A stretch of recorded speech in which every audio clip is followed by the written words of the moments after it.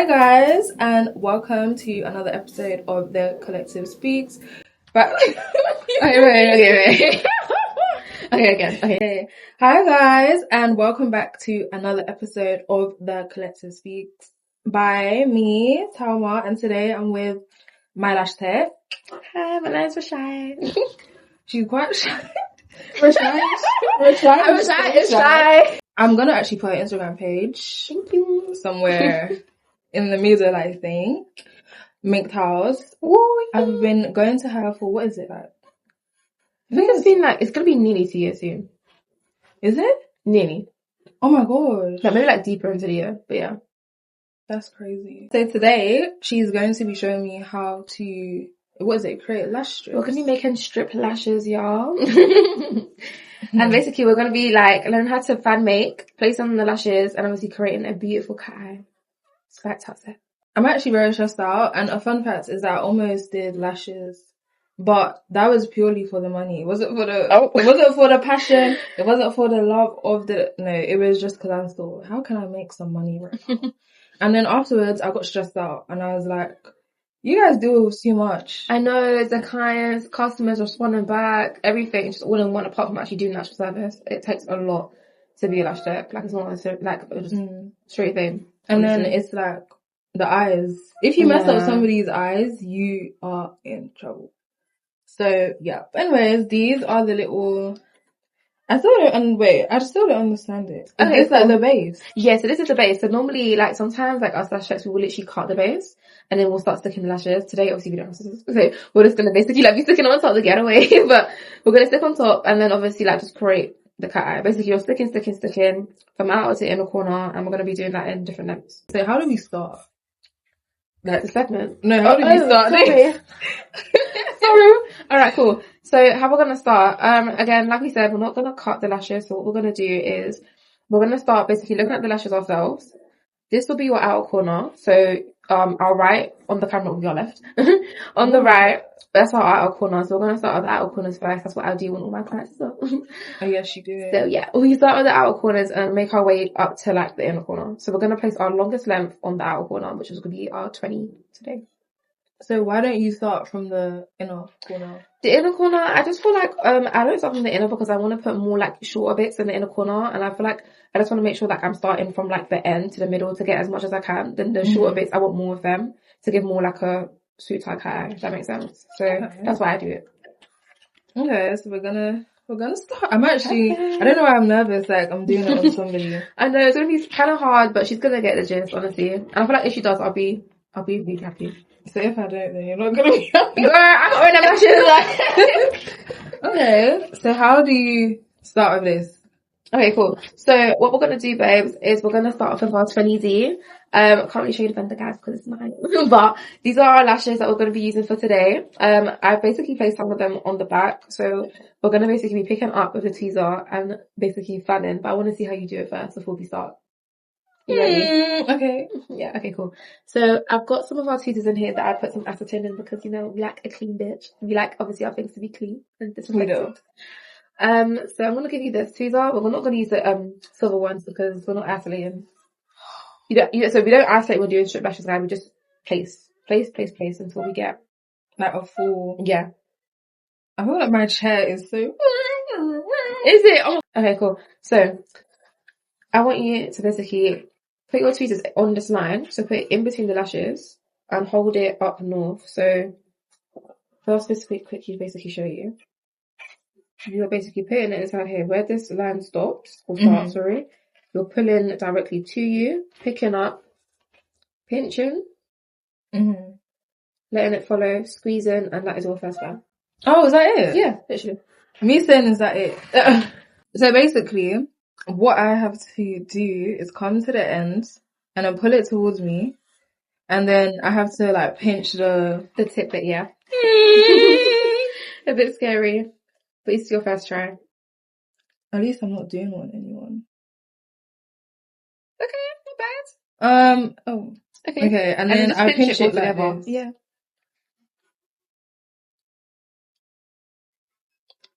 Oh. I know she dropped it, y'all. She dropped it. So already I've made a mess. Yeah. It's okay though, but obviously you'll get better over time.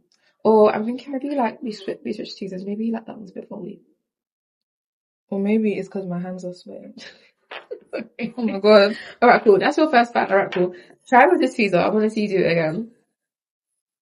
This was a bit more firmer. Mind you, it's the same same tweezer. I know, but as lashes, there's like a point in the tweezer where like it just makes sense, but like it just makes the grip like much better. Do I come like closer to the end? Yeah, and no. So that line and hold it there and grip very tight to the point your hand's hurting. Perfect. To the point your hand is hurting. Yeah, no, that's how we all have like. No, look at this. Okay, that's. Oh no, I'm supposed to pinch it. Yeah, you're supposed to like hold it and pinch it at the same time. So this is what. Open it. Being a lash tech is not. It's not easy. No. Alright, cool. She's done like 2 of them, but I don't know, like this is not a fan. What is that? Imagine that your lash tech puts this on your eyes. On my toes? No. Let me actually. I think my hands are sweaty. I don't think it's. I don't think it's fine. Don't worry. Honestly, it's your first time. So again, grips in it. Pulling tight. You need to see how my hand's got pressure on it. Pulling towards you. Tight. Everything's got to be tight. Don't let go until the fan's done. That's it.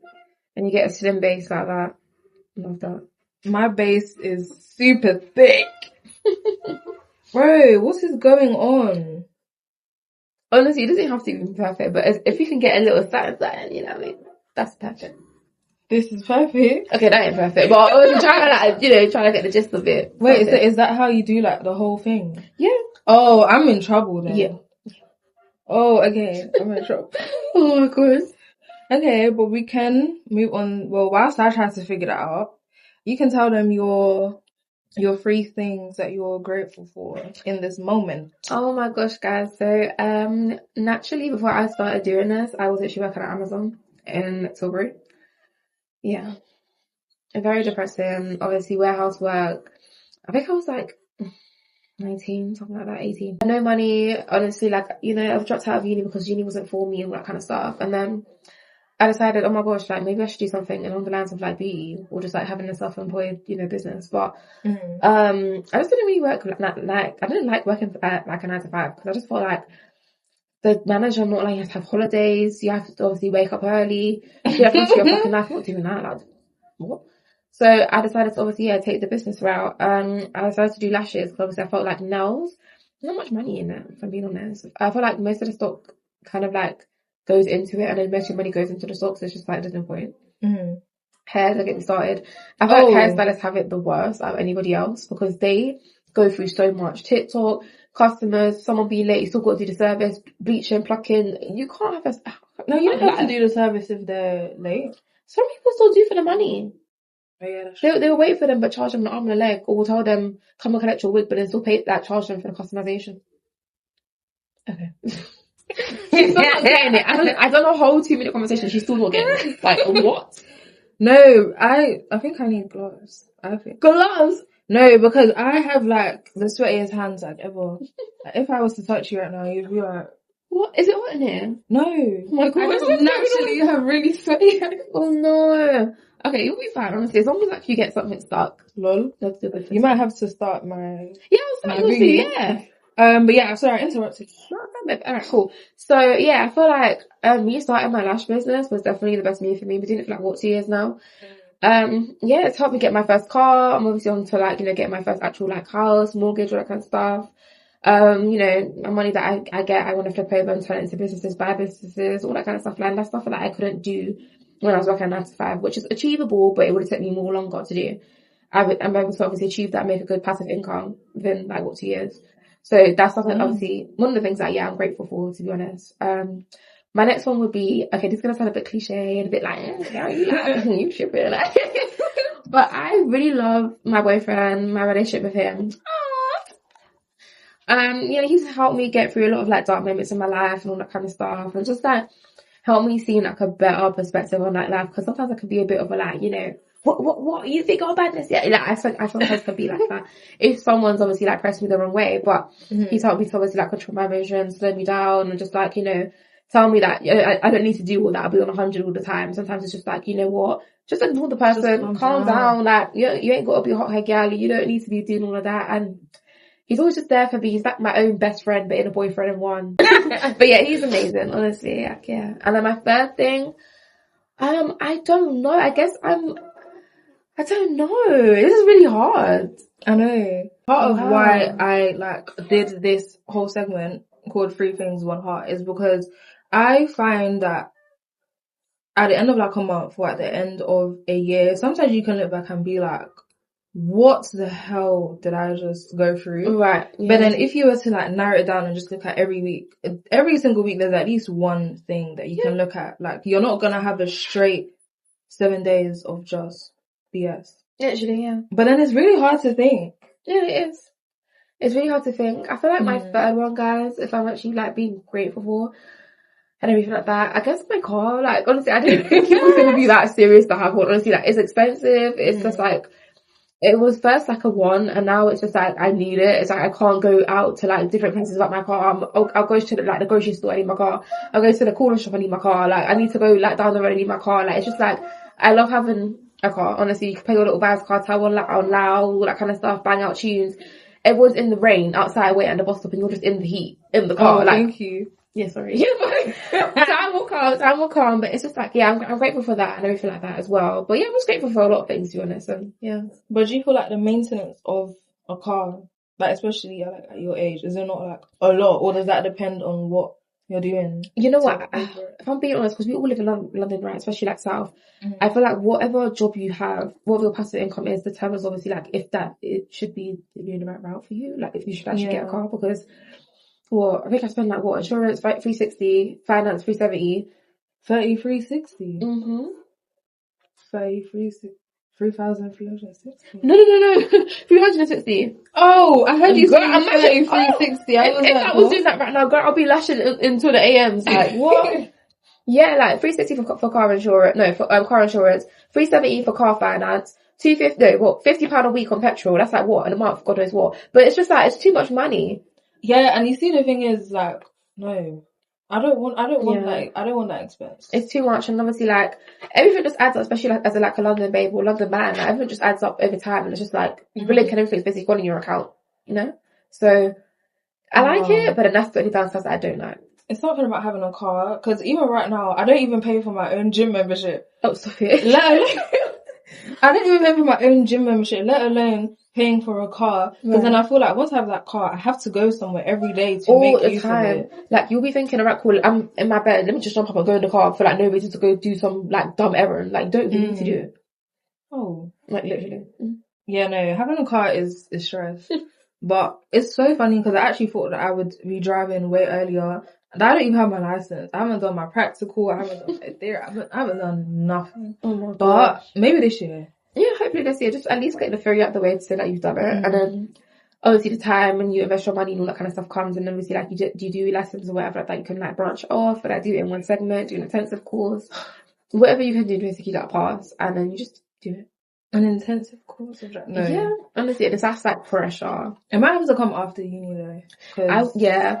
Something about you're studying for uni and then you're also studying for that, and then it's just too much in it, yeah. I don't have the capacity. I wouldn't do it either.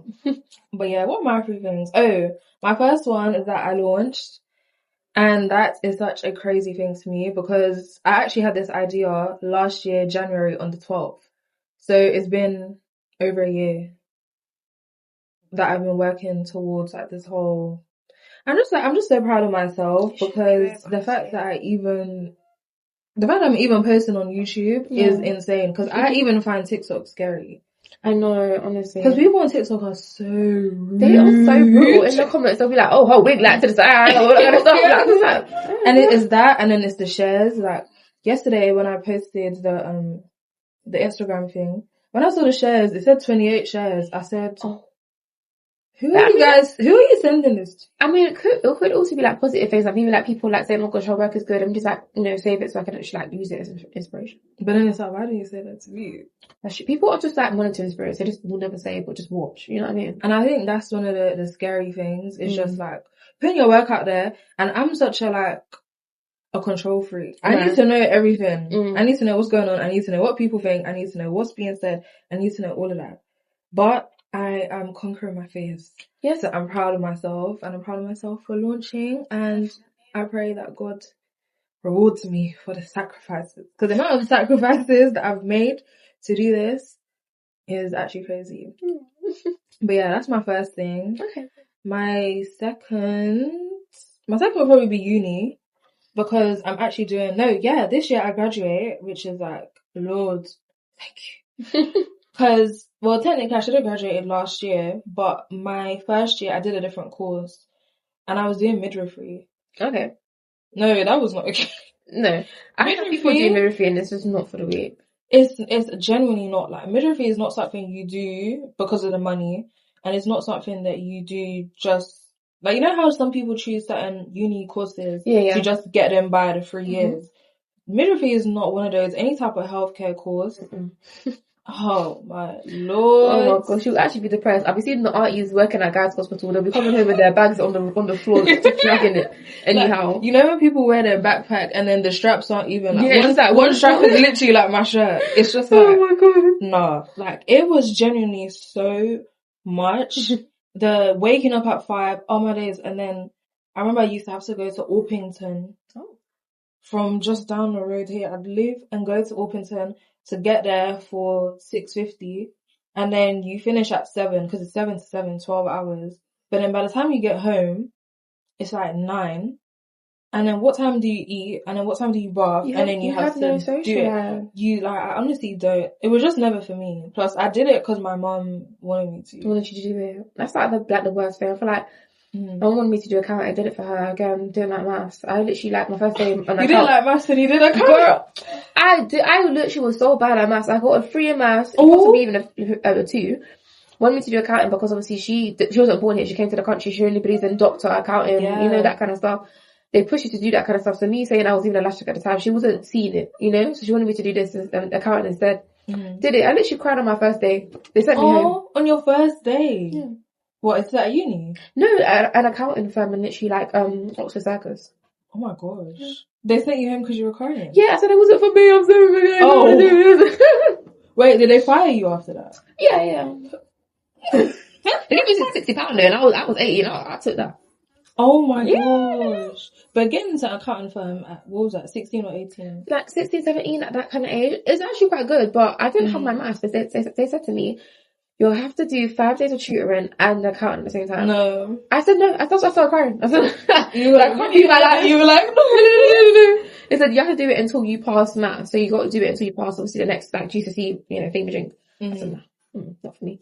But how do you go into accounting firm with the 2 or 3 in maths? That's the thing. They said that they could take me on, but I you just have got to do it. Yeah, no. I got that cheated. I said, nah, bro, like that. That's actually insane. But yeah, so I'm grateful because I started off doing midwifery. I did that to please my mom, and then I withdrew, which I'm so happy that I withdrew, because just like where I am in life now, if I had stuck with midwifery, I wouldn't even be doing like this. I don't know what I'd be doing. I'd be miserable, actually. Yeah, that's the thing. You'd be depressed, babe. Like, I'm not saying that everyone that does it is depressed, but they can come to their life.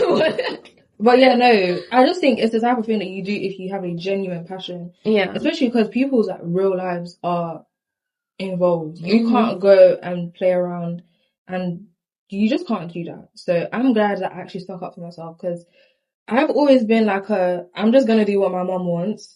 Yeah. Because I want to make my mom proud and I want to make her happy. But it's like, it just gets to a point where it's like, there's only one of us that's happy here, and it's not me. And sometimes it kind of comes across as, not necessarily saying like they're living their life through us, but sometimes it feels like that. No, for sure. Because it's just like, alright, cool, not saying you had your life, right? Like, your life isn't over just yet, but it's just like... Just yet. I mean, we'll go back to it, but it's just like, babe, like, let me just do what I want to do, you know what I mean? If I'm not into like accounting, if I'm not into maths, I don't want to do it. Yeah. So I think even that, like, being able to take the step to do what you want to do, That's something to be proud of. Because now I'm doing politics and international relations, and it just makes. I should have always done that. Like, I've always been a humanities kind of babe. Like, when I look at all my grades, the grades that I got 8s and 9s, which is like A star, star, A star in, was all humanities. But I was sad I did get A's. But like, me being me, if it's not an A star, it's not enough. Oh god. I know that, but yeah, I'm glad that I made that switch and I'm graduating this year, God willing. What's my third thing? What did I say my third? Oh yes, my third thing is recording today. It's my last day because I really thought she was gonna say no, and I was prepared for that. Why she thought I was gonna say no. I mean, I did tell her earlier. The only reason I would say no is if I'm like mad busy or like I got students. But 9 times out of 10, I don't be doing anything. But lashing my clients and I'll be doing it.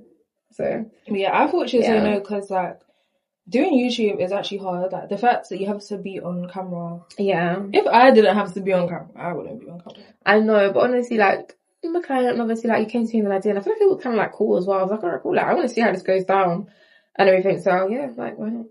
So yeah, those are the 3 things. And yes, I feel like you guys should comment your 3 things as well. Or like I said in one of my last videos, implement that into your life. Like every Sunday, look at your whole week and be like, what was actually good about this week? Exactly. Don't just focus on what was bad about it. But yeah, I'm going to let her do my fans. Yes, I will start off for her. Because I can't. Oh my god. Because look at, this is what I've created. Okay. She just created hairs, like straight hairs, honestly. So we're going to talk about, we're going to move on to Saves to Favorites, which is one of the segments that we do. And Saves to Favorites is where we talk about anything that you've seen, that you like, that you've like saved, or something that you want to go and do. That could be an activity, that could be a movie you want to watch, it could be a movie that you have watched, anything like that. So, do you want to start or should I start? Okay, you start, yeah. Okay. So what was Saved to Favorites for me is it's like a mini, it was a 3-part it's a docu-series. Yeah. You said it, yeah. 3-part docu-series on Disney Plus, and it was called, what was it called? Oh, Cult Massacre, One Day in Jonestown. And I was telling her about it, and then I forgot that she's actually from one of the key... The Ghana, like, it's just like crazy, like, about the whole story and the fact that it took place in like my country. And we're known for obviously our oil, we're known for obviously that, and we're obviously known for obviously the only English speaking country in South America. But I think that's one of the most like horrific, history facts about our country that unfortunately that will tie to you, and it will never like be like left alone. You know what I mean? So for you guys that don't know, the Jonestown massacre is essentially about I don't even think I should call him a pastor. Girl, that man was a devil. Like, it was the devil. I'm just gonna call him by his name, which is Jim Jones, and he led a cult, but at the time it appeared to be a like church, and it was called the People's Temple. And what he did was capitalize on some of the poorest people. Oh, I forgot what kind. Do you know what like state it was in that he started his church? I don't remember the state. I know it was in America that it was. I think it was predominantly like a black, community, like state, definitely. But I generally feel like he targeted those areas because, not saying like we were like gullible, that kind of stuff, but obviously like back then, Christianity, like black people, especially in America, were like very like well into their faith. So when he came along and was like basically talk his like madness, all that kind of stuff, they kind of like levitated to like what he was saying because they just strongly thought he was speaking, God's word. Yeah, I just feel like that was insane. And I feel like that's such a common thing in history is people they know how to like reel in black people. I can't lie. They do. Like, because it was literally, as she was saying, he capitalized on the poverty of a lot of black Americans, but just a lot of people as well that were in those areas that were poor. Yeah. So when he built the church, it seemed as though it was like trying to empower black people, help like make their lives better. Yeah, essentially, yeah. And it just took a turn for the worst. And that's when the whole like idea of it being a cult started to come. So it was the typical things like making them cut off their members that were not a part of the church. So yeah, that's obviously isolation from like the rest of the world is what he would call them. And he made it seem as though people that were not members of the church were lost souls, which is crazy. But yeah, so he basically ended up moving them to, do you know what the place was called in Guyana that he... I don't know the place. Do you mean like the actual place? Or Yeah, like... because he named it Jonestown, but that's after him. It wasn't actually Jonestown. Oh, the place in Ghana that he moved them to. I don't know exactly where he moved them to, but I know it's like an open land in Ghana that we have. Because our land has like a lot of like greenery, right? So he wanted somewhere that he'd actually like build and maybe like another Jonestown that he wanted, basically. Yeah. And I think there was an actual reason that he chose Ghana. That one of it being the only English speaking country in South America, but I think it was probably because of land. I think he wanted somewhere that he could just build from scratch. Yeah. So obviously when he moved them to Jonestown, I think he even like hired planes to move them from where they were staying in America to there. So they completely like abandoned the church that he had set up in America. When they moved to Guyana, it started off like good, that they would do praise and worship. I think I saw in the documentary they do like talent shows and all of that. And as time went on, he got like progressively aggressive and he started making them work on the fields. Yeah. So it was almost like his own mini slavery that he like created. A whole plantation that he had going on, and it's like, because he's white and obviously everyone else was black and ethnic, it was just like a bit like, okay, what's going on? So, but it wasn't even just black people. He had like white people as well. Some white. I was even surprised. God, I saw the documentary. I saw some like white folks, black folks, different kind of folks. I was like, oh. People like really care about their Christianity and all their faith. And if you are like a leader, you come out, especially in the 90s and 80s, and you come out like, you know, you're God's follower or just or whatever like that. People actually like believed you. You know what I'm trying to say? They believed you. But it actually reminds me of a lot of the things that I see today, where rather than focusing on the actual relationship with Christ, people focus on the leader of the church, like the pastor. Because the way they would like hail him and praise him was genuinely insane. And I think that's why he was able to indoctrinate so many people, where even when he was like making them work on fields, making them do like extreme labor, they didn't really see past it. But some people did. And that's where it kind of like went downhill, basically. People started to want to go home. Yes, that's what happened. People were like calling their families, or their families were checking in on them, flying to Ghana even. Some of them calling, like, you know, Jim Jones, all that kind of stuff. Asking them, like, where's our family? Like, take us back. He wasn't letting them, you guys. Like, and apparently there was like situations where like people would come for their family and they would literally get shot by Jim Jones. Because they're coming to like take them away. I just thought like that was insane. And he took their passports. He would drug people, or he would like punish them in front of the rest of the members so that they would be like, okay, this is what happens if you try to leave. But yeah, so what you were saying, like the families were concerned because I think you've just taken them to another country. We can't contact them. They refuse to speak to us because they're so indoctrinated that they ended up reaching out to one of the congressmen in America, and he himself had to fly over there with he flew over there with some news reporters and some of the other people like in his team basically. And he ended up almost getting shot. No, stabbed actually. One of the members of the church tried to stab him, and then another member had to stop him, and the person ended up stabbing themselves. But the congressman literally had that person's blood like on his shirt. It was that situation and that member dying. That's what led to the whole like massacre. Because when Jim Jones heard about that, he was like, okay, we need to find the congressman and he needs to go. So he ended up dying. They killed the congressman and they killed like one of the cameramen that was there with him. They killed like 2 other people that were there with him as well as they were trying to escape. And you know, he told everybody that, he said that they were capitalists because you know how they were poor. So he was saying, yeah, like the capitalist people are after us. We need to leave. Like we can't stay on this earth with them because they're going to take over Jonestown. And so he told people to kill themselves, and he told parents to kill their children. And when they would refuse, they would do it themselves. So that's where the whole, I literally remember when I was watching it, they had like, what's that thing called? Not needles. It is needles, right? I think they had needles. They had like, stuff that they were drinking. They had so much stuff. Like, they would inject people behind their back. So like, you would say, no, I'm not doing it. And then they would inject you from the back of your neck. And then they would inject like their children as well. Some people, they would like give out drinks to them, but not knowing that those drinks were poisoned with like, I think it was cyanide and something else. Wow. And this is like the drinks that they were distributing to people. And obviously a lot of these people, like I said before, were children. It was like hundreds of children. I think it was 300 and something children died. 400 and something women died. It was like 200 and something men. Some people were unidentified because of how badly they were hurt. Yeah.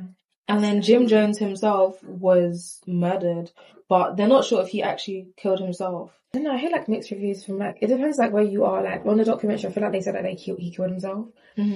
But some people say that he was murdered. Some people say that, oh no, it was people that killed him and that kind of stuff. It's just like a mixed thing. But if I'm being honest, I feel like it was suicide because of how much obviously like he did, and like, he realized, okay, cool, like they're gonna get you anyway, so you might as well just like take them away. You know what I mean? So yeah, that was really bad, like for real.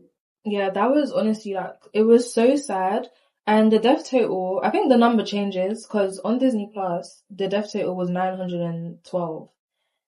But when I was doing research outside of that, the death total was 918. And you were saying that you think it could even be more than that. It could even be more, honestly. Like, I just feel like there's no way to actually like really tell, but a lot of people died. That's like close to like 1,000 people. Yeah. That's crazy. And apparently that's the biggest, there was something else. Oh, that was the biggest like American like tragedy of like deaths after 9/11. Yeah.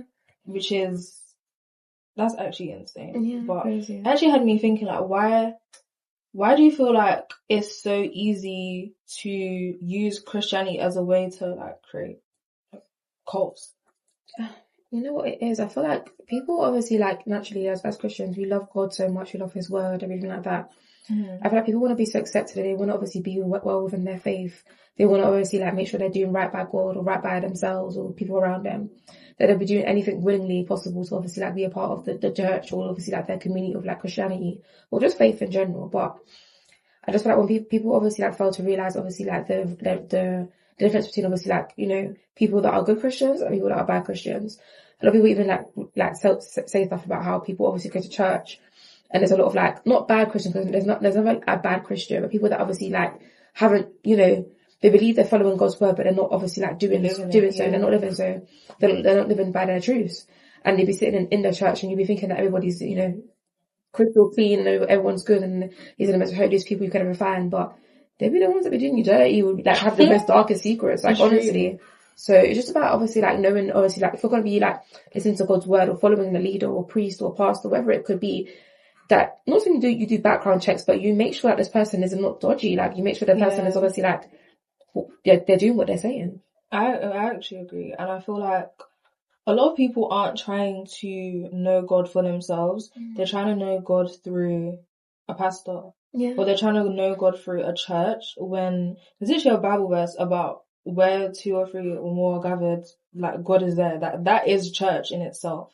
But some people look at churches that have the most numbers, or they look at pastors that have like a really big following, and they think, yeah, this has got to be who God has called. Or sometimes they look at like how members are doing. So, for example, if a church doesn't necessarily have the most members, or maybe the members aren't the richest, they might think, well, God's not there, because why would God want his people to be poor? Exactly. It's that that's not it. And I think it's literally what I was saying before about too many people are trying to use a pastor to know God. It's like, you can read your Bible yourself, you can pray yourself, you don't need to use somebody else. Because at the end of the day, yes, they're a pastor, but they're still a man. It's still a man or a woman, honestly. or whatever. They're still a human being. But it's like just this level of idolizing pastors that is literally insane. And I think that's how people get like sucked into the whole like churches that are disguised as cults. Like, I'm not sure if you've seen, there's certain churches where the pastor will be like their lock screen, or he'll be their DP, and I'm like, you could have put Jesus as your DP. Yeah, but why has it got to be this man? Like, trying to say it. Well, it'll be like churches where like they will shame you if you don't put enough money in the oh my god, I used to. Listen, I've heard of things where like a bell or something will ring if you don't put like enough money. A bell? Yeah, like they will literally show that you only put maybe like 1p or 2p. Oh my god. Or you might have not put in that much for that day. Like, but it's not about that, because it's never been about money. It's about how much you're willing to obviously like offer. If you can't offer anything, you showing up is enough. I don't understand. And that's the thing, I think people forget as well, like what Christianity is about, which is Christ. Like, that is the key part of the word. And you know that like Bible story where Jesus came into the temple and they were selling things and he just flipped the table over? if Jesus was like to walk into the room of so many churches, he would probably be lifting up like it's just actually so crazy. I feel like Christianity has slowly departed from Christ let me not say a lot of churches because that might be a bit, but I do think it's quite prevalent in black churches where either the pastor is black or the congregation is predominantly black. I don't know. I do see it in white churches as well, but they tend to do like the mega churches. What I just don't like is black churches, especially in, different parts of the world, but mainly sometimes in London, or even America, they just make it like a money grab. It just has to always be equate to money. You're idolizing not only the pastor, but idolizing what the pastor can do for you. That's what it is. That's why I feel like they get drawn into it. The pastor can get me these riches, that riches, this watch. But are you really going for God? Because when you're doing these scriptures and I'm seeing them online, you're not mentioning even his name. So what is it really? You know what I mean? Mm-hmm. I just don't really feel like those kind of churches would move me. I personally wouldn't attend them. And I would bat eyes at people that did, because it's just like, do you not have shame? Like, I don't know. I definitely there's certain churches that some people go to that I'm like, are you sure? Yeah. Like, are you? Yeah. Because you even hear some of the things that they say, or some of the things that they preach about, or some of the things that they focus on. Like, they might focus on you having to dress a certain way. Yeah. And it just confuses me. Or that's never been a requirement for going to church. And I think a lot of the things with so many churches, not even just like in London or just black churches, is control and power. Nowadays, I feel like it's such a like quick way to kind of build like a following. We're grabbing it again, pinching our tweezers. I pick up quite a lot because we like big lashes. I think it's just control, honestly. So I don't have control. Not yet, babe, but you will. You will. And then I'm basically just sticking it down. And it's so funny because it's actually like, wait, that's the part you said was hard, creating the fans. Yeah, literally. That's what we do. You'll be fine. This is actually true. So if you... We're actually fine. That even looks too small for my finger. Honestly, it'll be fine. Honestly, like, it stretches out. You'll be fine. I wish you guys could see how small she is. You know, the first time I saw you, I was like, oh my god. You're confused, like, who's this person? Did they actually do my No, I was only like, she's so small. I know. Wait, how tall are you? I think I'm like 5 foot. There's no way. You have to the gym. They said I was 5'1", but I don't know, child. That was like 2 months ago. I'm 5'1". I don't think you are, babe. You look like 5'3" or something. Really? Mm-hmm. Because one of my friends is 5'3". Unless that means none of us know our height. You're 5'2" or 5'3". Maybe. Yeah. Because when I saw her, I was like, she has got to be like 4'10" or something. Who, your friend? No, me. Oh, wait, what? Oh, I didn't know. Like, I thought it was, and then I went to Pure Gym, and they said, no, you're 5'1", you weigh 60 kg. Oh, you stepped on the scale thing. Oh, that means I'm wrong then. Yeah, I feel like you're 5'3". Oh my gosh. Ready? Yeah. Go for it. Pick up how much obviously I put down, and obviously just place it on there. You'll be fine. Let me wipe my sweaty hands. Oh my god. No, because I'm actually so confused because like it is hard, but it shouldn't be like as hard as I'm finding. Honestly, it's not. Once you get it, this is the easy part. The hardest part about lashes is the isolation. Yeah, it's fine. Yeah. When you hold it tight, don't let it go, and then pinch as well at the same time, and don't let it go as well. So when I pinch it, is it opening up like that, like that? So like this. Yeah. Pinch hard. Spread it out as well when you're going. What like loosen it, but don't. Yeah. Do you see it? And then that's this my first fan? Yeah, but you wouldn't let it go though. You still hang on to it. Cause I'm scared. I just feel like when I let go, it's not gonna go. You can pinch it back up, yeah, and that's it. And then you dip it in your glue. Let's see, have I finally done it? Nope, I have not done it. Oh my gosh, you had it though. You literally had it. No, but what am I doing? Like, you open it, and but obviously, like when you're thinking, you kind of like rotate your hand so it kind of opens the fan. I shouldn't be a lash set. Good thing I bowed out before I started. Before she even started. She was like, nope, this is up for me. Nah. Oh my days. No, this is not okay. What is this? Oh my god. So the next segment is called Bad Brain, and we're going to talk about a TikTok that I saw a few days ago. And first thing I'll say about the TikTok is that it's actually so nice to see people wanting to hear content that is not planting, like, online.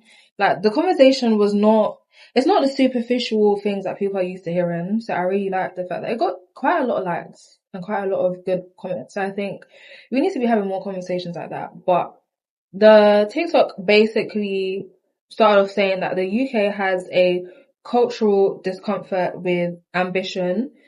So in the video, the girl was saying that ambition to a lot of black creators is about visibility and not power, and that the black influencer ecosystem in the UK doesn't push people to branch out or network internationally or have like transnational impact. Instead, it's basically about being known and about being recognized by other people in the UK. So that's why you see it's a lot of the same creators in the same places, doing the same things, doing the same kind of content, having the same kind of conversation. You don't really see a lot of creators that have their own niche and are different in different ways. So yeah, like, I think it was so interesting to see it because it kind of reminded me of why I had the approach that I had to doing this YouTube. Because I do kind of feel like a lot of creators don't think long term. Right, yeah. I feel like they just think about, okay, how do I get to the point where people know me and people recognize me, instead of thinking about like, what's the impacts that I want to make, or what's going to be different about what I'm putting out. Because I think content in general is actually very oversaturated. Right. And especially with, you know, when I knew that content is like so many people just make videos that are tweets. So they'll put a tweet as their caption and then put it out as if it's their idea. It's their idea, or like there's a video of them in the background and like they just slap on obviously like, you know, words on it, and then it just blows over, it's viral. And that's content. Like, there's not enough there's not enough creativity in the scene at all. And I think as well, like, the conversations, like I was saying, the conversations tend to be surface level. I don't think it actually depends, because I think there's an audience for everything. Right. So if somebody wants to make content that is educational, there's a lot of people that will watch that. And then if there's people that want to make content that is about like who pays on the first date, oh god, we are tired of hearing that, people. We are I know, tired. but like that's what seems to get views for some reason. Yeah, the same topics. And I actually don't know why. And one of my friends actually said today he doesn't think, you know how like online people would say like, oh, it's plantain conversations, all of that stuff. He's saying as much as people are saying that, it doesn't seem like that's going to be something that we ever stop enjoying and talking about. Ever. Which is, I don't know, it's crazy to me, because why are conversations always about the same things who sits at the front, your mum or your girlfriend? Like, it's just like, why are we talking about that all the time? But I actually agree with what the girl in the video was saying about the fact that we kind of just focus on being known and being, like, when I think about my goal through this, it's not for just people in London or people in the UK to know me or know who I am. You want to have a global impact. And I think that's the thing with a lot of UK creators, is that because they're more focused on being bait and like going to a day party and they treat you nicer because so-and-so is here and, oh, we want you to be in this TikTok, you just kind of stay stuck in a certain bubble. Yeah. And you kind of limit yourself as well to the type of people you can work with. Yeah.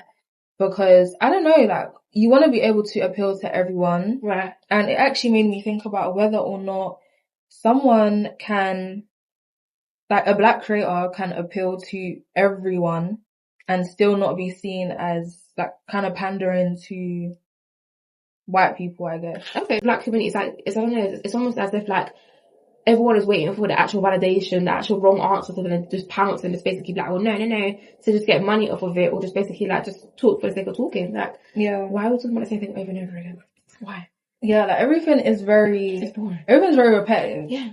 And it's literally what you're saying. And it's like, it actually reminds me of, do you remember when on TikTok people were talking about like the UK black girl aesthetic? Oh my god. Listen, that was everywhere. That was too much. I know. And that's the thing. I feel like so many people are focused on like, what is everybody else doing? What is everybody else talking about? What does everybody else think? And it actually, I keep on saying that this is partly why I started this, but this is actually partly why I started this, because social media perspectives are the reason why there's so many like talented and creative people that don't come out and put out their content, because they think, who's gonna care about this when what gets views is discussions about Chanel bags or discussions about asking, can you ask your friends like what you wear before you go out? All of that kind of just superficial talk. Like, it will make you think that people won't be interested in what you have to what you have to talk about. Everyone needs to get out of their comfort zone and just kind of like just do stuff. Like, honestly, if you are passionate about something, if you want to wear certain like, you know, aesthetic or niches, obviously like clothing, just do that. Like, why do you have to copy the next to obviously get further? There's a reason why it worked for them, whether it was them copying or them being unique or them being weird or, you know, having their own, you know, thing going on. But why is there a lot of copy culture in the black community? Yeah. And I think as well, more people need to aim at marketing themselves to everyone.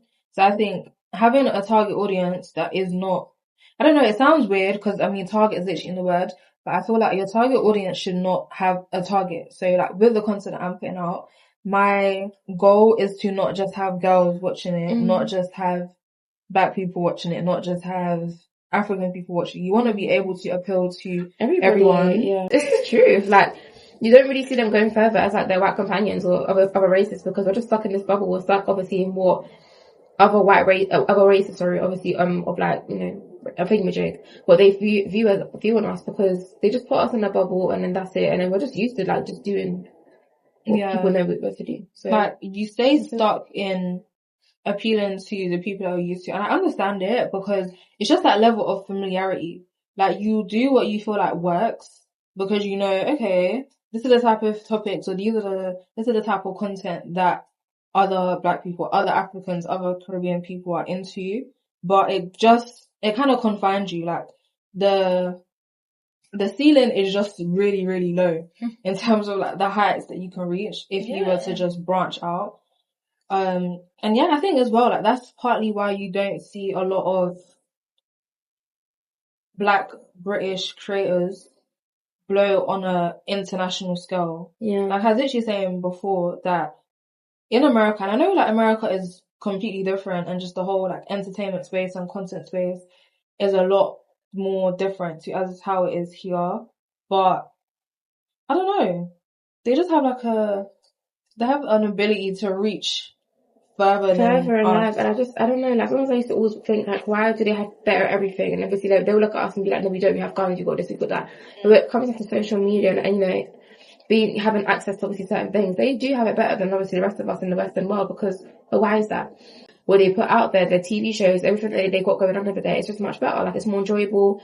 It's like basically like the American dream almost, like, do you know what I mean? But it's just like in social media aspect, it's just like, wow, like, why is it that they go further than obviously us lot? And obviously they somewhat do the same content as us, but they are unique with it. They like to rotate and change things and do things a bit different that make them a bit more stand out a bit, or their opinions, or how they, you know, dress themselves, or how they conduct themselves, or how they articulate their words. Like, it's just different to like how, I don't know, people in Britain do it.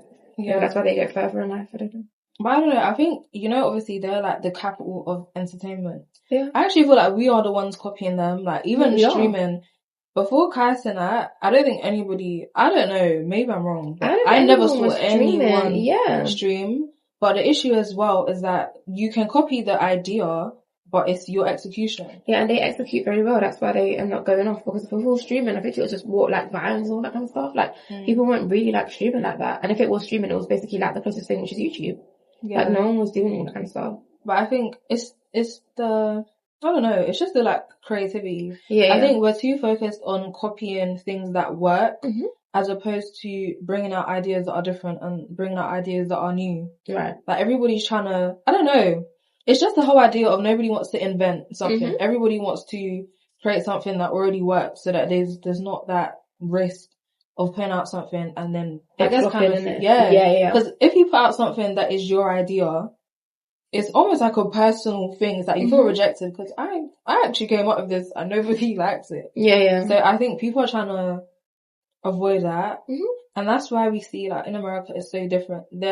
I truly feel like they're pioneers of so many different things in the content space. Like, literally what I was saying about streaming. they are the first people to do streaming, and now you see so many other people streaming, but we haven't seen anybody from the UK kind of have that same impact that like Kai Cenat had, or some of the other streamers. The only person the only people that actually know that really about streaming like that I personally know, like KSI or like, you know, like Common Shorts Gamer, they used to basically stream like play their games or that kind of stuff, and it'd be like so jokes. But you know, Comedy Shorts, he stopped doing it. KSI went on to bigger and better things. Obviously, like his group, is it a better squad? All that kind of stuff. So I don't know, like in the UK, it's not really like a massive thing like that, how it used to be. But I feel like Kai, he just took it to the next level, for being honest. But now that you're saying, what's his name, KSI, that kind of disproves the whole point, the whole idea. Because he's like an anomaly to that. He's an anomaly to it, honestly. But like when you talk about streaming, boom, Kai just comes straight into it. Yeah, you don't think about. Like I only thought off the bat because I just thought about, oh my gosh, like his laugh and everything like that. He used to do like that, like laughing. It was crazy. But I just feel like the first person that comes to mind with streaming is obviously like Kai, DDG, one of kind of people, because obviously like they just do it for a living. Like they sit down. Kai had flipping celebrities. He had Nicki Minaj, Kim Kardashian. He had Sean Paul. He had everybody on his live stream, and it's just like he live streamed to live stream. Like he did like his the 24 hours. Yeah, was it like a 30-day stream or something? In the house and all that kind of stuff, and just like craziness. Like it was fun. Like it wasn't just like you sitting at a computer playing video games or like looking at funny videos. Like it was more than that. Hence why I just feel like, yeah, like he did his thing in that aspect. Yes, I feel like overall we just need, I don't know, I think like more people that have ideas that are different and that haven't been done before, they just need to do it and just like try it and put it out there and not conform to everything else. Otherwise I do feel like we will be stuck in this place. It actually depends on people's goals as well. So the next segment we're going to talk about, oh my gosh, I just realised. Let me show you guys what look at mine. I've done. This is what I've done. And this is what she's done. Yeah, I started it off, yeah. It looks nice. No, it actually does. Yeah. It looks like so far, so that'll be your outer corner. Wait, which one will be the outer corner? This bit, the long bit. Oh. So that'll be like, oh, okay, so is that the mini bit? Yeah, so that when I fill it out and everything like that, it'll just be like, Sure. So yeah, the next segment is called Post Yap Clarity, and this is basically where we talk about anything that you might share with someone and you might think, I don't think I should have said that. Or it could be unpopular opinions, or it could be based on a topic that can maybe be a bit controversial sometimes. So this was actually inspired by a headline that I saw, which is that R. Kelly has been sentenced to 30, he's given a 30 or 31 year sentence, and that means that he will be released in 2045 at 78 years old. And it actually made me think about, obviously last year, Diddy being exposed and just everything regarding that case was a lot, and it literally like dominated social media and it dominated news and all of that.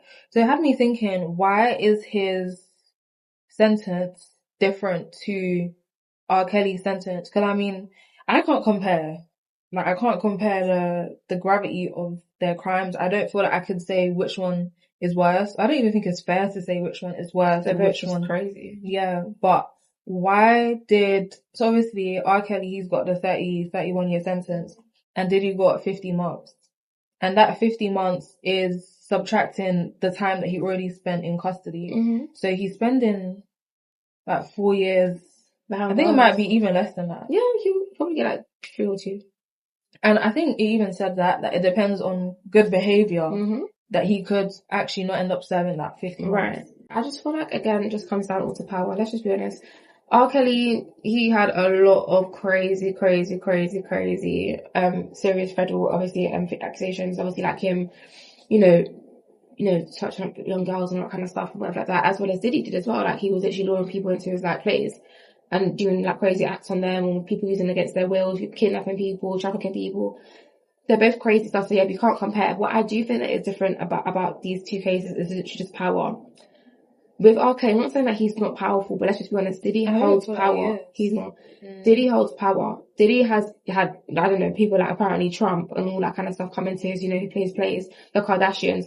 People don't want their business being exposed, hence why they will give him a short amount of time to hush him up. Because if he really wanted to, he could spill all the beans. He could spill all the beans. And they don't want that. You know, they want to control as much as they can. He tried to get a pardon from Trump, couldn't do that because obviously, like, Trump's not a puppet. But what he's not going to do as well is put him in there for a long time to give him room to actually talk on him. You know, that makes sense? Mm. Someone like R. Kelly doesn't hold weight or power. So it's just like, alright, cool, we're just going to chuck you in there for the rest of your life and that's it. Mm. That's what I just really think it is. I just think it's about power and who knows who. Literally. I actually see that because, yeah, they're actually on two different levels. And even in regards to power, Diddy obviously had like his record label. I think he had, was it called I was going to say Revolt or something like that. Revolt TV, I think it was on YouTube. But I'm not sure. Do you remember when Young Miami was doing a talk show? Yeah. He put her talk show on YouTube, and obviously, yeah, as I said before, he used to have a record label, he used to manage artists. I think he was a billionaire before like all of this, and he had to spend so much money on legal fees. But there's just a certain level of status that he reached that R. Kelly never reached. But it's just so insane because they both were being investigated. Like, they both had a RICO case. Like, it was the same thing. I think they both had racketeering. They both had sex trafficking and things like prostitution. But obviously with R. Kelly's one, it was child pornography was included as well. So I think maybe part of the extremity, well, let me not say extremity because he does deserve it, but part of why he got so many years could have to do with the fact that children were involved, which is not present in Diddy's case. And that's crazy because I feel like people take, apparently in jail, right, people take rapists, especially like children rapists, way serious than obviously like what Diddy was doing. Not to say that he wasn't doing anything like crazy, because he was, but they take obviously what he was doing much crazier. But if you were to be honest and say, oh my gosh, like what sounds more crazier? R. Kelly's one does. Like it sounds like craziness. Like you are a grown man looking at children. That person could have been your daughter. It could have been your son. It could have been anybody. Do you know what I mean? But why are you preying on someone that's more younger than you, more vulnerable, that can't talk up for themselves or can't do anything? You know, you're a grown man that has like, you know, all these like, you know, all this weight, all these muscles. You pin them down to do your activities. It's not cool. Like, so naturally people do not like that. And even going to prison and people hearing that you're on that, oh my gosh, what? You would not survive. Yeah. They will be on you like every single day. No, definitely. Like they do not like people like that, honestly. So I guess that's why one of the reasons why I feel like he got more like years than obviously like Diddy. But again, Diddy, money, power gets you far in life. He's got that far already with all the crimes that he's committed. It's still gonna get him further as well. And I think, I don't know, because when I was doing my research into this as well, one of the things that I just concluded was that a part of why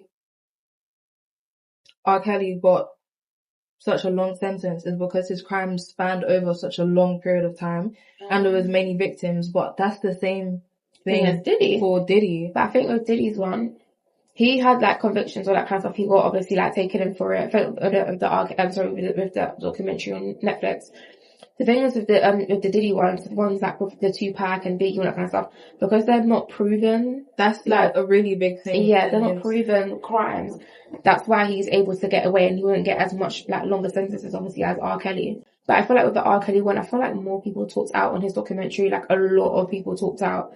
A lot of girls, women, mothers, this, that, the other, blah, blah, blah. It was a lot. It was crazy. Yeah, and I think obviously with that, because there's more evidence and things are more concrete, as you said, there's more to charge him over. Whereas with Diddy, there is definitely, I don't know, there was a lot of people that spoke on the documentary too, but it's kind of just hearsay. There's no It was a lot of hearsay evidence. And then even the fact that it was made by 50 Cent, that kind of even, like, what is the motivation behind that? Because I remember one of my friends, me and him were talking about it, and we're saying the fact that the case isn't even completely done, and that documentary was put out, and then of course the documentary was made by someone that doesn't like Diddy personally. Yeah. So it's like, of course, if I put out something about you and I don't like you, of course I want to put in things that are facts, but if something is not factual and if something is not proven, but it makes you look bad, I might still include that because it further backs up what I feel towards you. So I think even the fact that Biggie and Tupac were discussed, I was genuinely surprised. I didn't know they were going to put him there. I didn't even know anything about them because, I'm in like early 20s, right? I don't know much about obviously their songs, all them. I would hear it on the radio and that's it. But I didn't know that obviously like there was like this conspiracy that obviously he killed them and all that kind of stuff. I was like, oh, damn. I've been hearing that for years. I didn't. Because he's known for, let me not swear. What's the, for doing exploiting? Yeah. Diddy is known for exploiting his artists. He's known for exploiting people that he has worked with. It was in the documentary, the ex-wife of a rapper that he was once managing was speaking out about the fact that because Diddy was not paying him, he was making no money to the point where he could not afford to support his family. So he came to Diddy just privately asking him for like a loan. Diddy pulled out a stack of money and then just gave him a $50 bill. So it's just that level of wanting to exert power and wanting to exert control. And it's definitely what you were saying. He has definitely accumulated a lot of power. Even the fact that in the documentary, there was 2 members of the jury there, and one of the members of the jury is a Diddy fan. Oh yeah, I heard about that. And I just feel like that was kind of like messed up. Like, why would you get someone that's obviously like a fan of the man to obviously like, take his case? I don't understand what that was all about. Like, she was literally fangirling in the documentary. Maybe he already prepaid her. That was the thing. Him prepaying people was such a like phenomenon throughout the whole case. Literally. Having people go and stand outside the court as well and wear like free Diddy t-shirts. Apparently they were going around, like people on his team were going around paying people to wear the shirt. Because the homeless man said that, somebody gave me like $15. I was like, okay. Yeah. Like, wow. It's just that element of power. And I think because of the nature of the cases, I do think even when we look at war crimes like internationally, people always focus on women and children. But if we were to put in order of that women and children I feel like always come first. Yeah. So I think even though both cases are extreme, in a way, hurting a child will always seem as though it's worse than hurting a woman. So I think that contributes as well to why he got such a long sentence, because even with the Diddy case, I've seen a lot of people speak about the fact that he did some of the things that he did, like with Cassie, she was a consenting adult. You know what it is? It's a bit hard with that. Naturally, if you're in danger and obviously you don't want to do something, but obviously you're held hostage, your family's at risk, naturally you're going to consent to, you're going to say yes, because it's just like, well, you're fearing for your life. Whether you're an adult, you're over the age of 18, you're going to fear for your life. That's just how it is. You're going to do whatever they're saying. I understand obviously people say that, okay, you consented to it, you wanted it to happen, you wanted this. No, she didn't.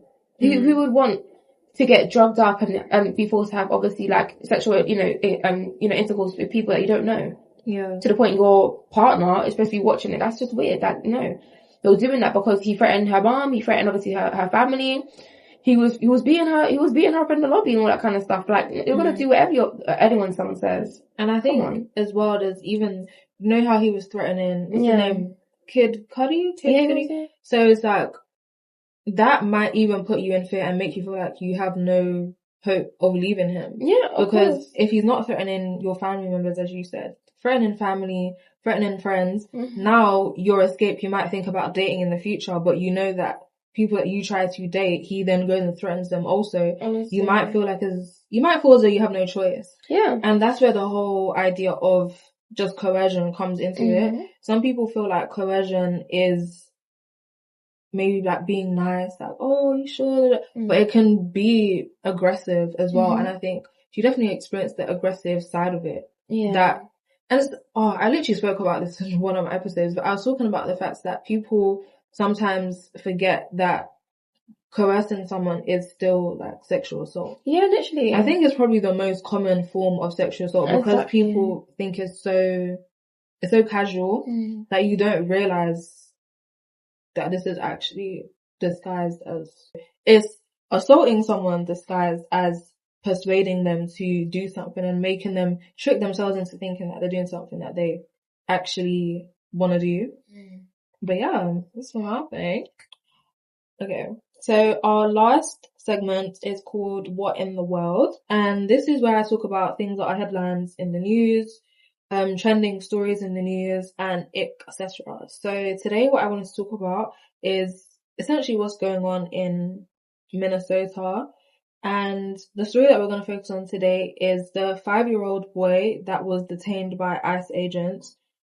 I believe it was on his way back from school. He had just gotten back from school, and him and his father were taken and sent, I believe it was over 1,000 miles away from their house. I believe it was to another state. I think it was Texas. They've been sent to a detention center there and of course have not been heard from since. So I just wanted to get your thoughts on that. What do you think about it? I just feel like this whole situation is really upsetting, honestly.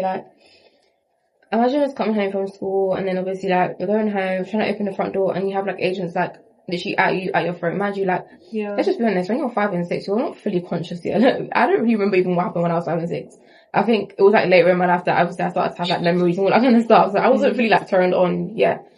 So naturally for a child that would be so traumatizing and so upsetting. I would hate for that to happen to my family or me. For example, they gave you a pass to stay in the country, now you can't stay anymore. That's just really sad.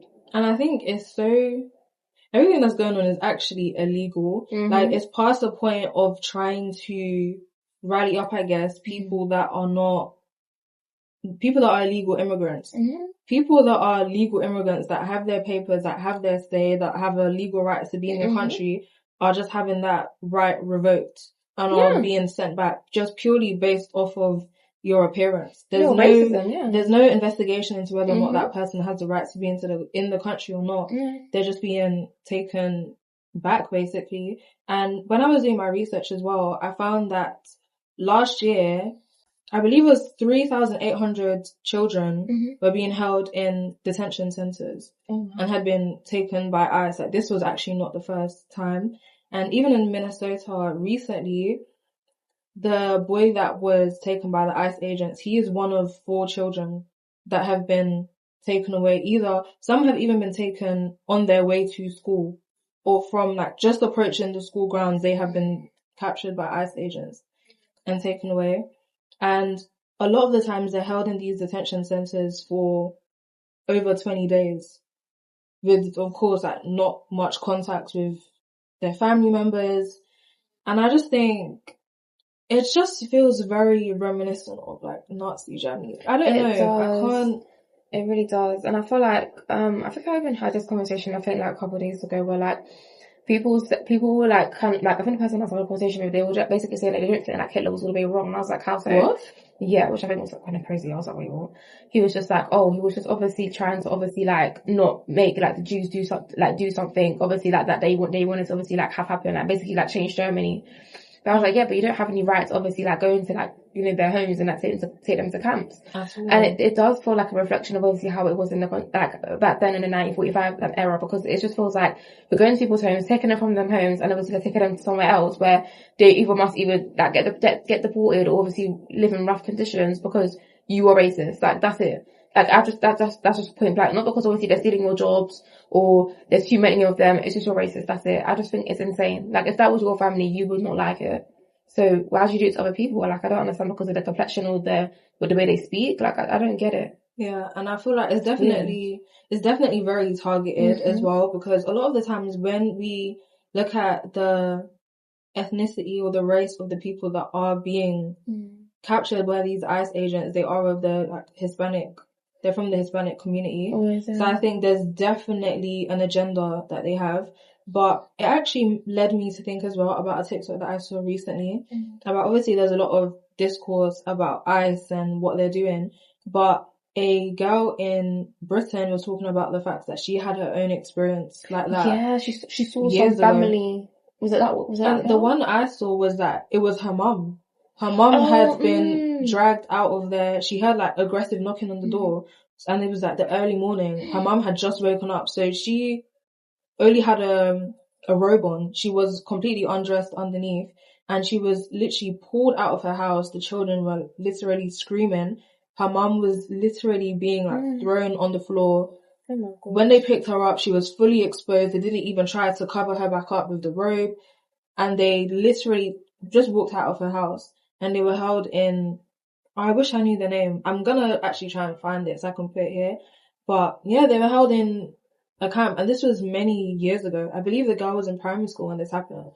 But even a more recent example of how we very much have our own version of that, I guess, here is, I believe, 2 years ago when people were being shipped to Rwanda. Yeah. And the government made that, I guess, deal with Rwanda where they paid them a certain amount of money to ship deportees to that country, which is, again, it's a very similar thing as to what is happening in America, where people are being taken from their homes and then placed in a foreign place. Even if the foreign place isn't another country, it's still a foreign place. Yeah, to them, because they don't know it. Yeah. It's unfamiliar to them. It's not accommodating to them. It's not comfortable for them. And it's just very much the same thing. And I don't know, it surprises me that there wasn't as much outrage when that was happening here globally. But I guess, I don't know. Because imagine especially having no descent. So imagine someone that is not of African descent being captured and then sent back to an entire other country, an entire other continent, and expected. And then I don't know, I might have to do more research into that, but I'm not sure what even happens to them when they get to Rwanda. But I think we definitely have had a lot of our own versions of that happen here. And one of the things that I even thought about is, I don't know, slavery has a link to so much, but just in general, history genuinely does repeat itself. Yeah. Because when Donald Trump introduced what he called alligator Alcatraz, which was a detention center that was surrounded basically like in a swamp area. So if people did manage to escape, there's a very high chance that you would be attacked by an alligator because they were surrounded by that kind of wildlife. And it genuinely reminds me of in the days of slavery, when if an enslaved person tried to escape and they were captured, they would sometimes be fed to animals. They would be fed to wild dogs that hadn't been fed.